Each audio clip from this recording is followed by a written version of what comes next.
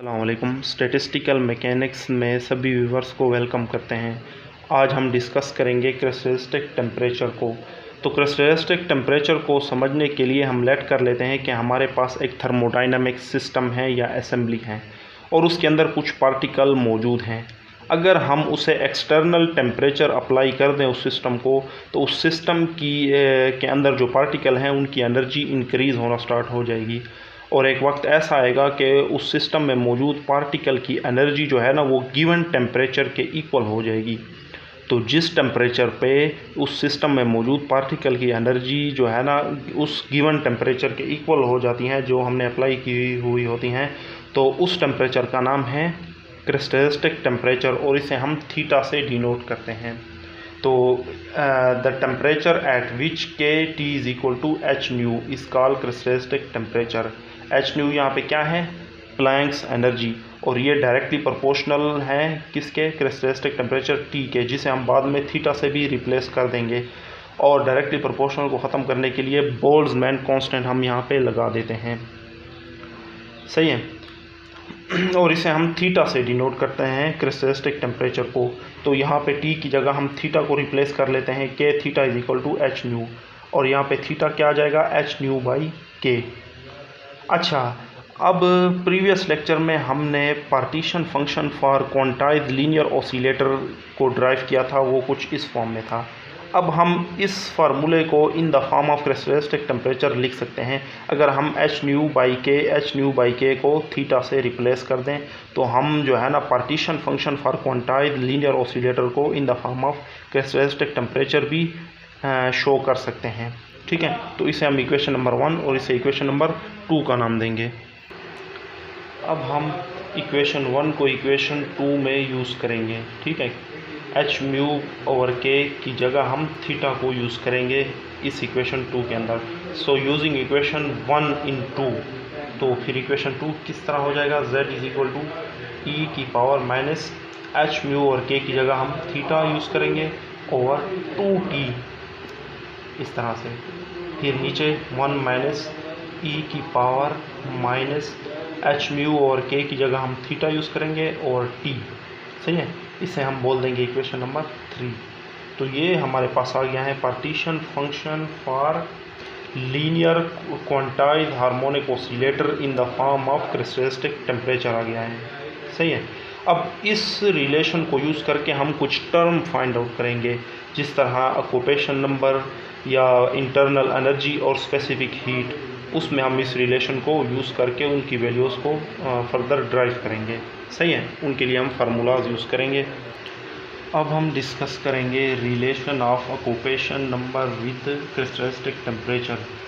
अब हम occupation number को in the form of characteristic temperature लिखेंगे। तो हम किस तरह कर सकते हैं?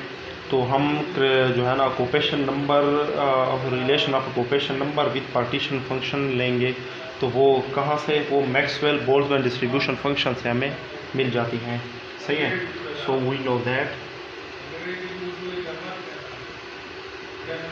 That the partition function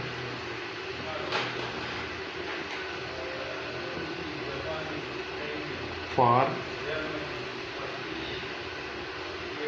Maxwell Boltzmann distribution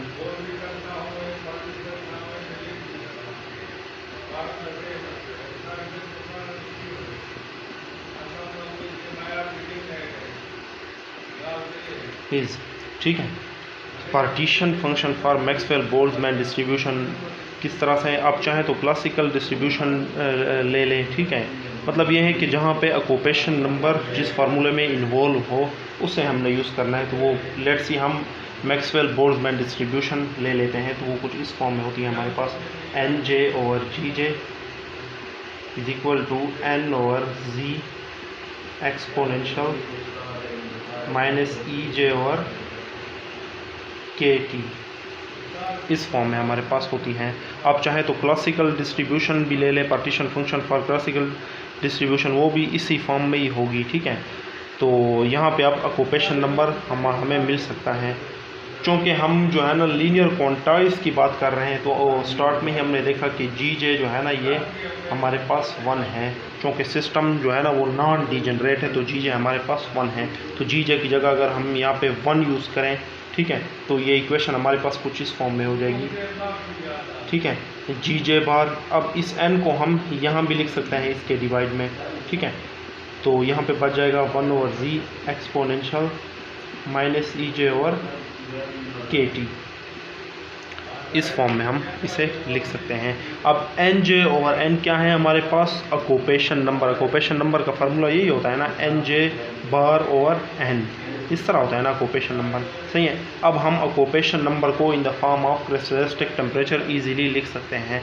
यहाँ पे हम जी की वैल्यू पुट करेंगे, सही है, जो प्रीवियस हमने इक्वेशन नंबर 3 निकाली थी वो यहाँ पे पुट करेंगे और ई जे की वैल्यू यहाँ पे इंसर्ट करेंगे। तो यूजिंग या putting the value of z and E J, easily यही कह रहे हैं, ठीक है, पुटिंग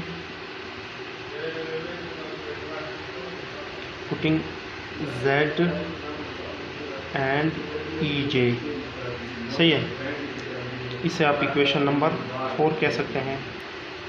इन इक्वेशन 4 तो यहाँ पे z और ई जे की वैल्यू इंसर्ट करें तो ये इक्वेशन कुछ इस फॉर्म में हमारे पास आ जाएगी, N J bar over N equal to 1 over z की वैल्यू क्या थी? प्रीवियस इक्वेशन 3 हमने जो निकाला था वो कुछ इस फॉर्म में था, ठीक है, e की power minus theta over 2t over 1 minus e की power minus theta over t, कुछ इस फॉर्म में, ठीक है।